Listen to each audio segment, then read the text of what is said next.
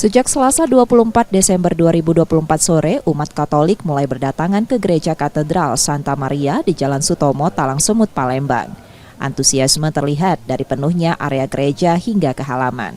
Diperkirakan sekitar 1.500 umat menghadiri misa yang dimulai pada pukul 19 waktu Indonesia Barat dan dipimpin langsung Uskup Agung Yohanes Harun Yuwono. Ibadah berlangsung aman, lancar, dan hikmat.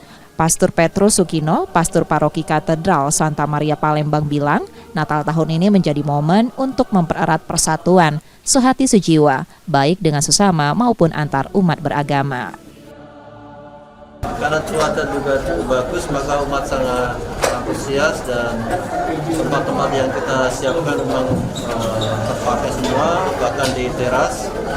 Dan saya lihat tadi rangkaian peribadatan juga bisa berjalan dengan lancar. Artinya dari soundnya, para petugas, itu semua bisa berjalan dengan baik. Dan itu saya mengembirakan bagi kami yang hadir juga.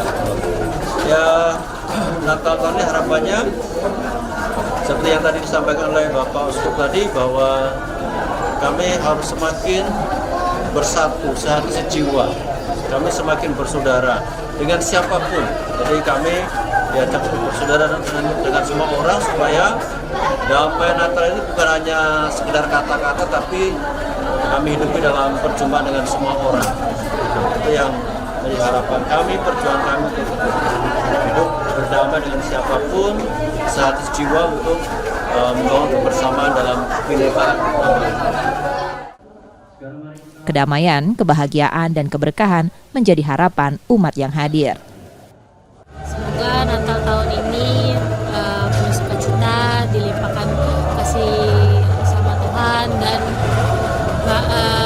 menjadi berkah untuk semuanya. Menjadi berkah untuk semuanya. Saya sama istri saya dan anak saya, kita bertiga hari ini. Mungkin harapannya Pak di Natal tahun ini Pak? Harapannya aku sih damai-damai aja ya dengan teman-teman saudara-saudara yang lainnya gitu. Keluarga kita bisa bahagia, diberkahi Tuhan terus, dan teman-teman lain juga ikut bahagia aja, gitu aja.